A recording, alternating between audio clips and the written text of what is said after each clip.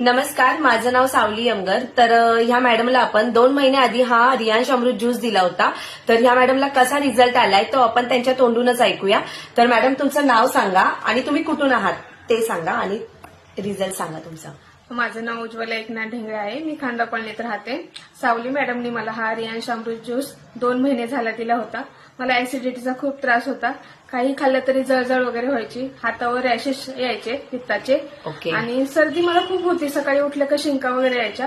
गोळी घ्यायला लागायची दररोज. तर ते हे रियांश अमृत ज्यूस घेतल्यापासून खूप कमी झाले.